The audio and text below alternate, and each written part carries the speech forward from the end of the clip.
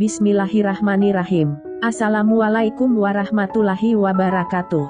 Salawat serta salam semoga tetap tercurahkan kepada junjungan kita Nabi Muhammad Sallallahu Alaihi Wasallam. Harapan dan doa saya, semoga saudaraku semuanya, seiman dan sebangsa tanah air, selalu diberikan kesehatan, dimudahkan rezekinya, diampuni dosa-dosanya, diberi panjang umur dan diberikan perlindungan oleh Allah Subhanahu wa Ta'ala. Amin ya Rabbal Alamin. Kisah Nabi Syits, Nabi kedua setelah Nabi Adam alaihi salam, dapat menjadi cerita yang menginspirasi bagi umat muslim. Nabi Syits adalah seorang putra Nabi Adam alaihi salam dan Hawa yang meneruskan wasilah kenabian di muka bumi setelah ayahnya. Bisa dibilang, Nabi Syits adalah Nabi kedua setelah Adam alaihi salam. Nabi Syits termasuk guru Nabi Idris alaihi salam, yang pertama kali mengajarkan baka tulis, ilmu falak, menjinakkan kuda dan lain-lain. Dalam kitab Qasas Al-Anbiya sebagaimana diceritakan Salim Umar Alatas disebutkan, Nabi Adam sempat menderita sakit selama 11 hari sebelum wafat. Saat masih sakit, Nabi Adam berwasiat kepada Syits untuk meneruskan wasilah kenabian. Nabi Adam juga sempat mengingatkan Syits untuk menjaga kerahasiaan mandat tersebut agar tidak sampai diketahui oleh putranya yang pendengki, Qabil.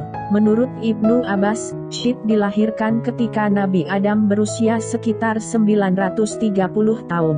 Syits terpilih menjadi keturunan Nabi Adam yang menjadi nabi karena memiliki kelebihannya di segi kecerdasan, keimanan, ketakwaan dan kepatuhan dibandingkan dengan semua anaknya saat itu. Nama Nabi Syits memang tidak disebutkan dalam Al-Quran dan tidak termasuk dari 25 nabi yang wajib diimani.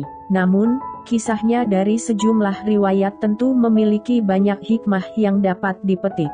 Kisah tentang Nabi Syits alaihi salam salah satunya terdapat dalam Qasas Al-Anbiya dan disebutkan bahwa ia menerima perintah dari Allah Subhanahu wa Ta'ala dalam 50 suhuf.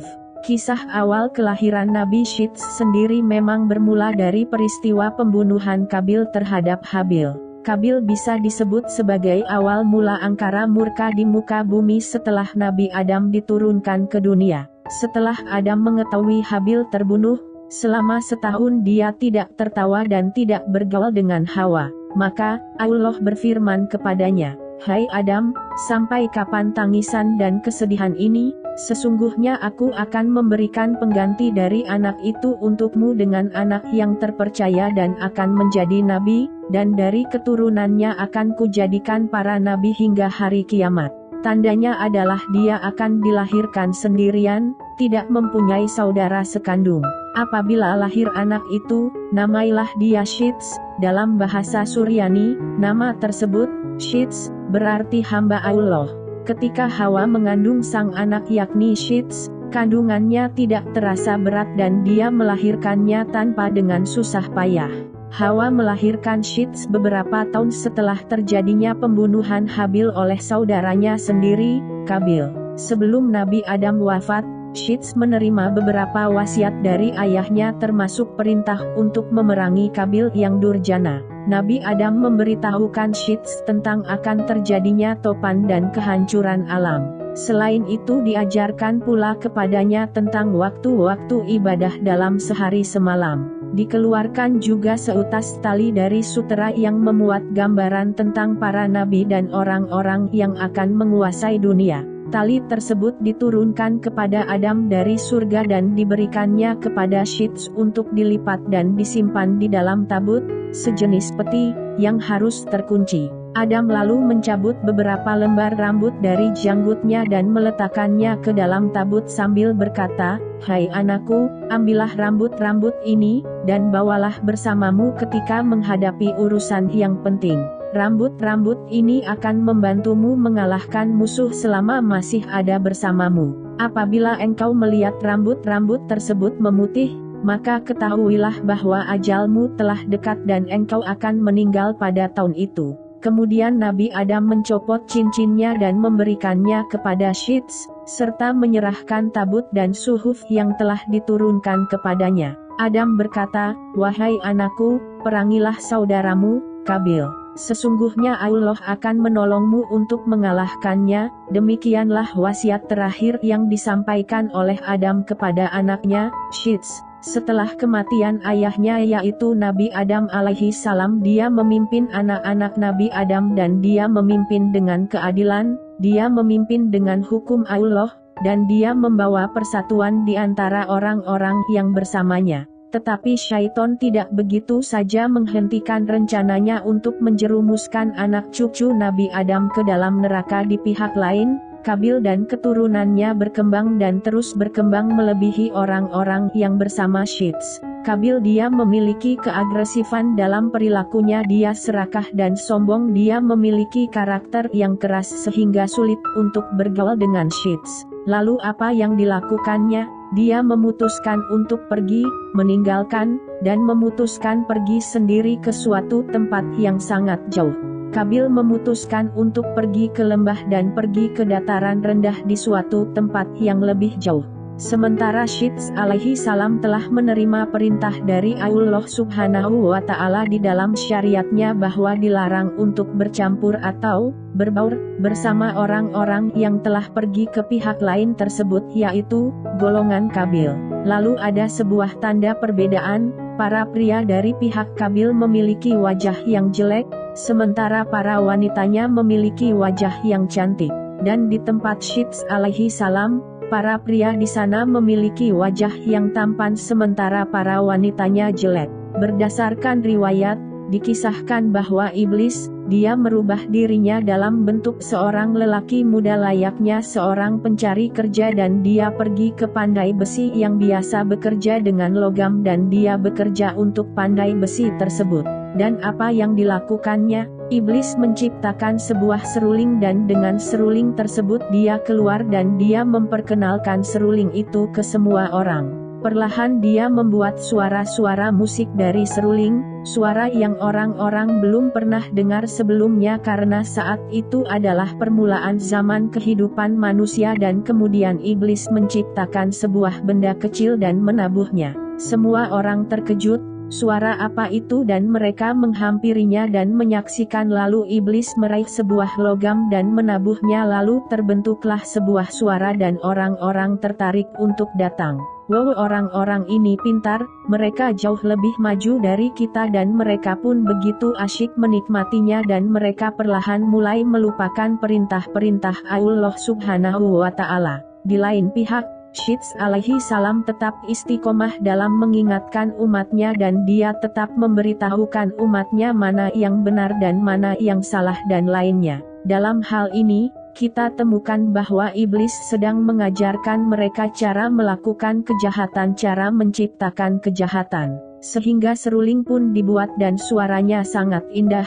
Dikisahkan bahwa ketika dia membawa seruling kepada mereka, iblis mulai memindahkan tubuhnya ke dalam seruling. Saat mereka mendengarkan alat musik, semakin mereka mendengar setiap bagian tubuh mereka bereaksi terhadapnya, lalu mereka pun mulai menari.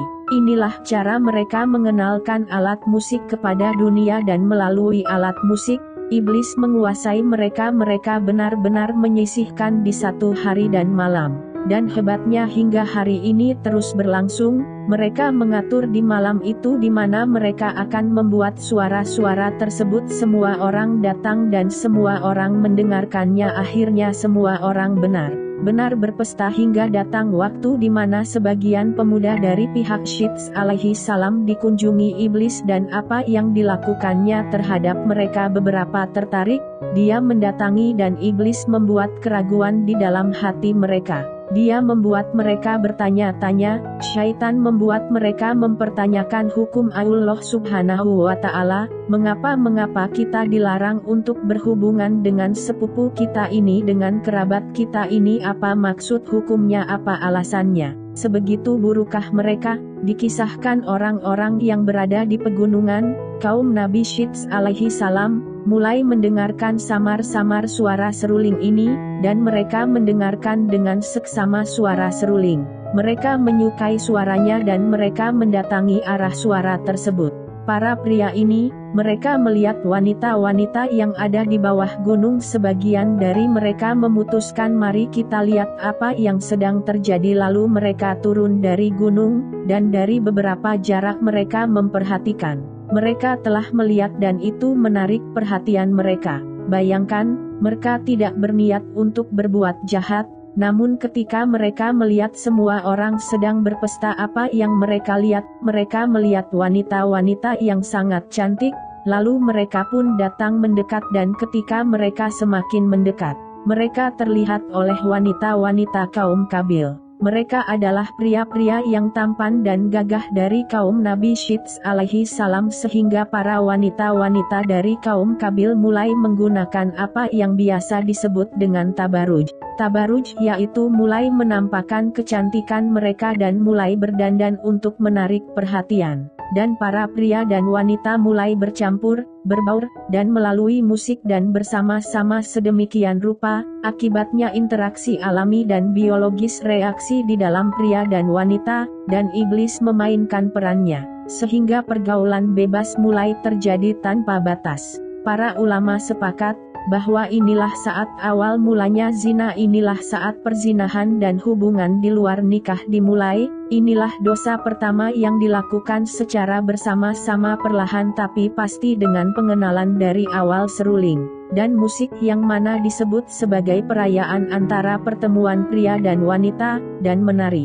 Dan dari waktu ke waktu zina telah dilakukan. Para pria muda ini mereka datang dan mereka menikmatinya karena mereka punya musik, mereka punya wanita, mereka punya segalanya, mereka berpesta, mereka menikmati, dan mereka pergi. Hingga para pria kembali, mereka mengabarkan kepada pemuda lainnya, kalian tidak tahu apa yang kalian lewatkan, kalian lihat, mereka punya suara-suara yang beda dan suaranya sangat luar biasa. Orang-orang ini pun kembali ke bawah dalam kelompok yang lebih besar.